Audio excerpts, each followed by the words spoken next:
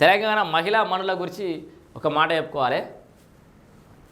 రుణాల చెల్లింపులో దేశంలోనే తెలంగాణ మహిళా సంఘాలు అగ్రస్థానం. సో తెలంగాణలోని మహిళా సంఘాలు ఎంత మంచిగా పొదుపు చేస్తారు, ఎంత మంచిగా వ్యాపారాలు చేస్తారు, ఎంత మంచిగా ఈ డబ్బులను రొటేషన్ చేస్తారు.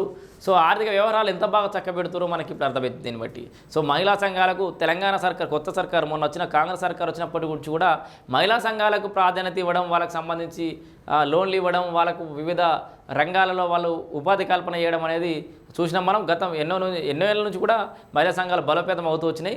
ఇప్పుడు దేశంలోనే తెలంగాణ మహిళా సంఘాలు అగ్రస్థానంలోకి పోయినాయట. 2024-25లో 98.6% చెల్లింపులట. సో ఏదో చూద్దాం. బ్యాంకుల నుంచి తీసుకున్న రుణాలను సద్వినియోగం చేసుకుంటూ ఆర్థిక అభివృద్ధి సాధించడమే కాదు, ఆ రుణాలను తిరిగి చెల్లించడంలోనూ రాష్ట్రంలోని మహిళా సంఘాలు ముందంజలో ఉన్నాయి.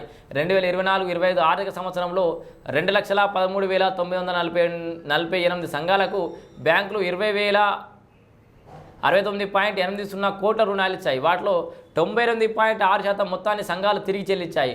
1.4% మాత్రమే బకాయిలున్నాయి. గత 10 ఏళ్లుగా తిరిగి చెల్లింపుల శాతం ఏటా పెరుగుతోంది.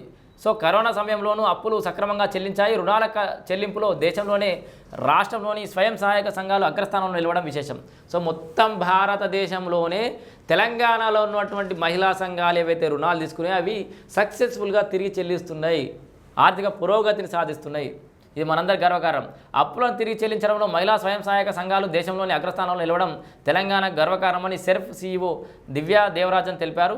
రుణాలను సకాలంలో 100% తిరిగి చెల్లించేలా సంఘాల్లో చైతన్యం తెస్తున్నామని పేర్కొన్నారు. 17 జిల్లాల్లో చెల్లింపులు 98.6% కంటే ఎక్కువగానే ఉందని వెల్లడించారు. కొన్ని జిల్లాల్లో రుణాలు చెల్లింపుల నిర్మల్లో 99.90%, రాజన్న సిరిసిల్లో 99%, మేడ్చల్ మల్కాజిగిరిలో 99%, జగిత్యాలలో 99%, కరీంనగర్లో 99%, మంచిర్యాలలో 99%, నిజామాబాద్లో 99%, రంగారెడ్డిలో 99%. ఒకటి 2 అని వాడు ఎవడో ప్రైవేట్ స్కూల్లో వేసుకున్న దానికంటే ఎక్కువ ఉంది పాపం వీళ్ళది. సో బాగా అద్భుతంగా చెల్లించారు.